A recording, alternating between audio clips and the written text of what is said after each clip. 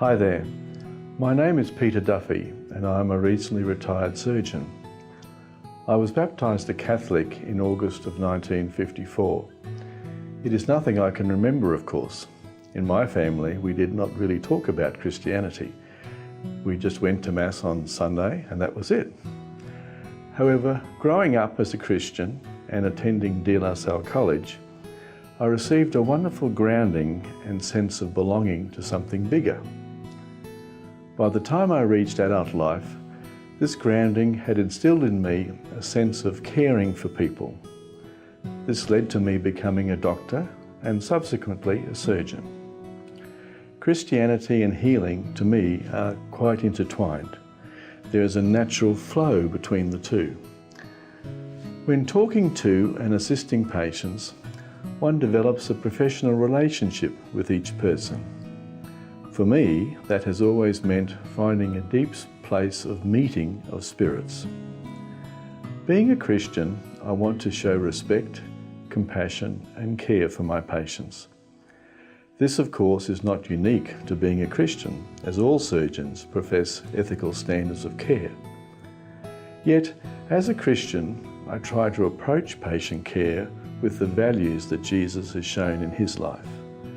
Respect for the individual person, using the gifts that I've been given to treat patients in the best way that I can, to show compassion for patients, and not to judge patients. One thing I have learnt during my medical life is that everybody has their own story.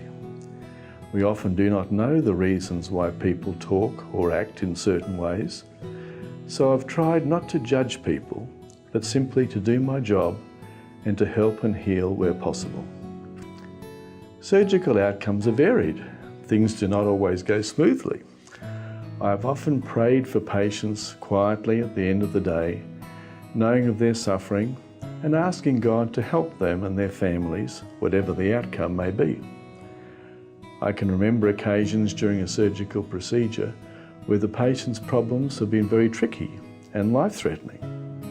Surgically, I've been right up against the wall and I've prayed to God to help this patient and asked God to help me too as his instrument. Over the years, I've come to realise more and more just how much my surgical calling has really been Christ working through me, as Paul says in Corinthians.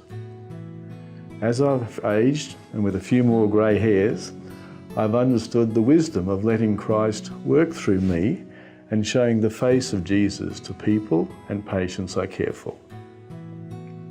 The effect this has had on me has translated across all areas of my life, not just work. In my family and extended relationships, I try to be more loving, compassionate and forgiving, and to receive forgiveness from others when I have wronged them.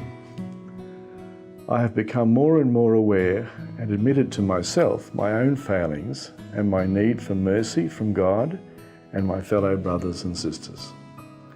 I'm still on this incredible journey of discovery, trying to know God more and more and let him guide me through my life, but with discernment. Now that I have retired from surgical practice, some people have asked, well, what are you going to do in your life now? For me, it is not so much what I'm going to do as who is the person doing it. Who am I? I'm a disciple of Jesus and a son of God. Once that really sunk in, action started to follow. I became more active in our parish life, joining the parish council and becoming a Eucharistic minister. I hope to be joining Orange Sky Showers as a volunteer soon. But the best thing I believe for me is to be a listening friend to the people I meet in my day-to-day life. Since my baptism many decades ago now, I have been on a journey with Jesus, sometimes knowingly, sometimes unknowingly. It has taken me a while to fully appreciate that I am his disciple. So now I have put away my scalpel, and it is with hope and trust that I look forward to continuing the journey, going wherever the Spirit leads me.